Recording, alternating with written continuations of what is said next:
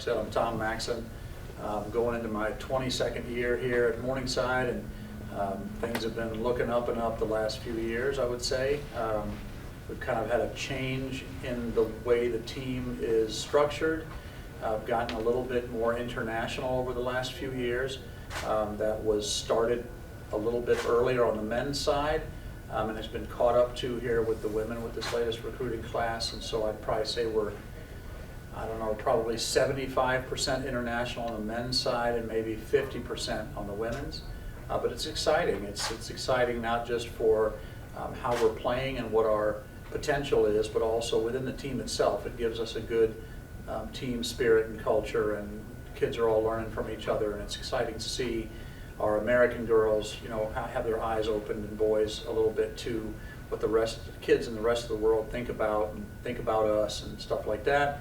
So there's a lot more, obviously, at a school like this and all the schools in the GPAC than just sports. There's a lot of time that we spend outside of sports, and that's really one of the great things, and maybe one of the selling points for the international kids who come over here. So looking forward to 2 really good years, coming off 2 really good years last year, hoping that the virus thing is mostly behind us. I know it's flaring up here and there, but hoping to get through a year without testing and you know, daily temperature checks at practice, and the traveling that we did in masks and all kinds of stuff like that. Hoping to get around all that, but we'll deal with whatever comes, and hopefully can also get it all done in one semester and not drag it out through the whole year like we did last year.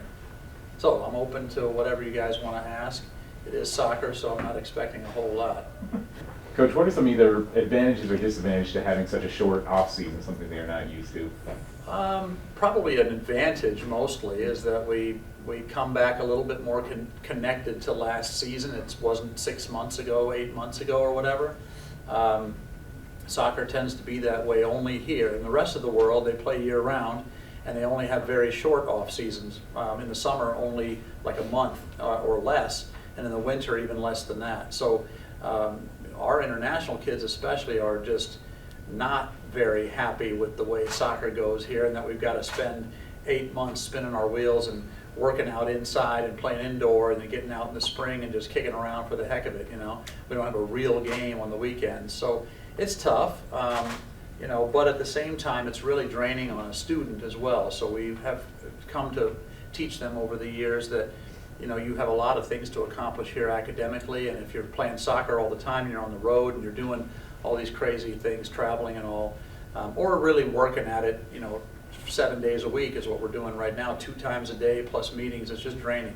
So I think there are some advantages and disadvantages. I think the great thing about coming back to a year, whether we're coming off of last spring or last fall, is that everyone's always super excited. And that's just sports in general, right? That's why we all love sports, is our favorite teams have a chance.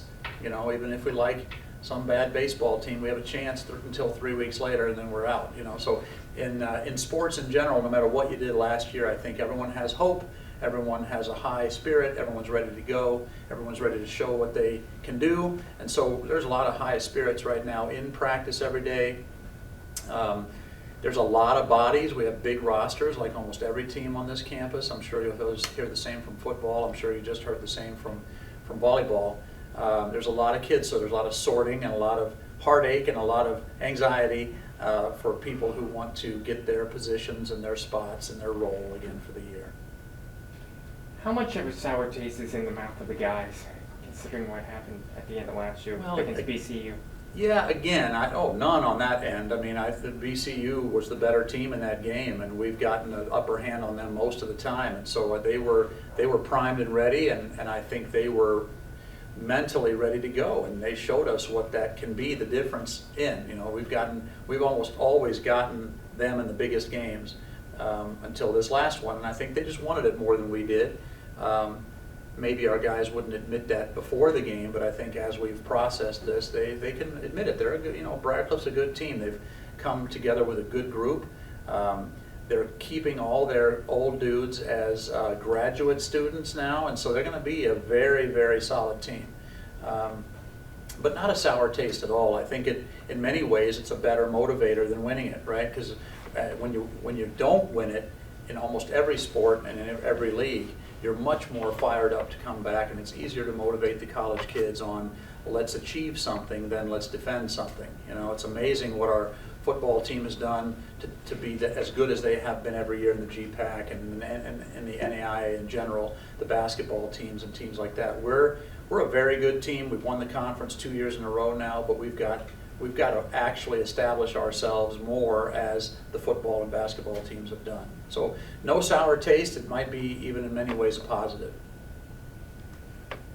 After a weird national tournament, you know, do you guys look forward to hopefully getting back to more of a normal, traditional setting as opposed to the pods last year, if you can make it that far? I kind of liked the pods last year better than the year before, and I know basketball did the pods this year as well. The pods 2 years ago were 3-team pods, so we were not the top seed at our site, and we played a game and won that, and had to come back the very next day and beat the and play the highest seed, who not only didn't play but also watched us play the day before. So it was almost, you know, I think across the board, very few of the lower 2-seeded teams came out of that bracket. This year was much more fair. We were higher seeded this year.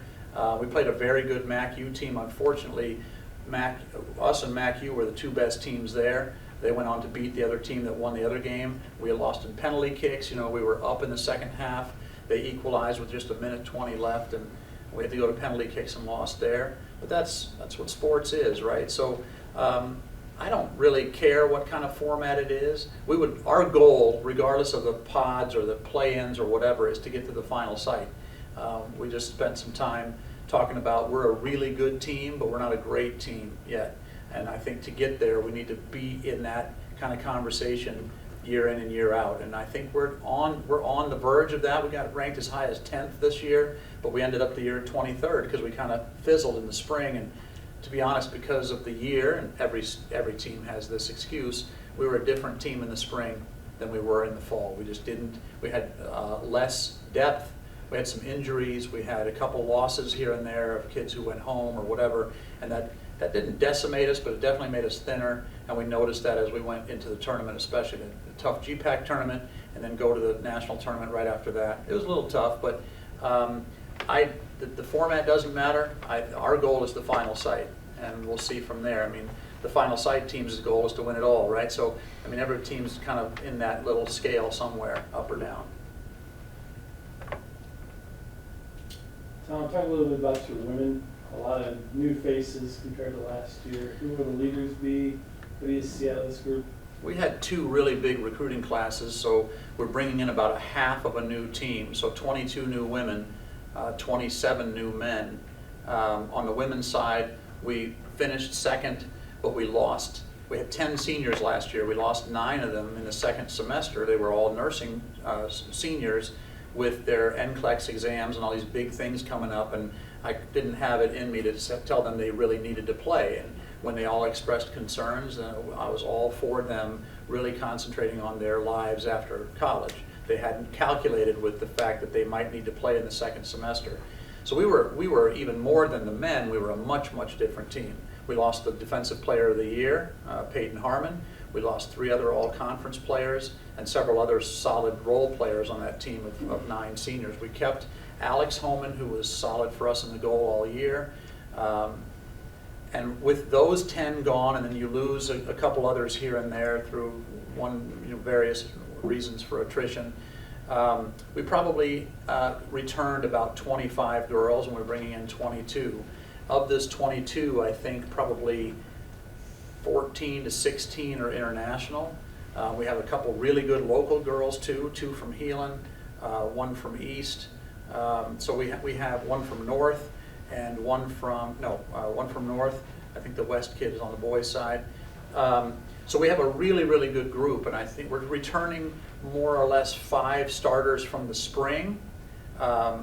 Maybe more if you count some girls who started some games, but the spring was kind of a young version of what we were in the fall.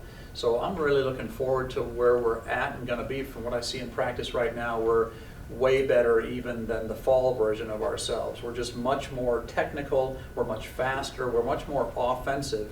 Last year in the fall, we we went into the final weekend against Briarcliff in the lead. We only needed a tie or a win to win the conference. Could have tied Briarcliff and won the conference. We were half a game ahead, but we lost that game 2-1.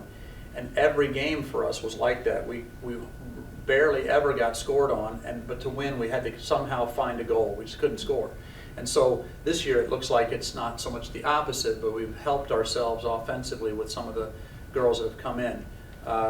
We've got a couple of returners. Sarah Finn, our goalkeeper, was the backup to Alex last year, but she was the starter the year before. So we've had some really good goalkeeping here the last 2 or 3 years and been very defensively strong. And Sarah's just going to continue that. She's a senior from Florida. Really great player, really great kid, great student as well. Kenzie Holman, who you'll hear a little bit later, has been solid for us. That's Alex's sister. Is also a senior, has been very solid for us over the years. Logan Abernathy, an all-conference player, returns. We got a new Danish girl in the spring last year who played with us already, Freya Rasmussen, who's back and is a really, really good player. And then we add a whole bunch of freshmen on top of several other freshmen last year who played a bunch in the spring. Jill Hellerforth, who you'll see also today, tennis player here as well, and a really solid player, played a bunch for us in the spring. So all those freshmen who are sophomores now got a bunch more playing time in the spring than they normally would have had we kept those other seniors on board. So I think it's going well. I think it will go well. We have a lot of competition for positions, a lot of depth across the board. So I think we'll avoid a lot of what we did last year with lack of depth in the spring and some just thinning of the rosters on both sides. I'm really excited about where the women are.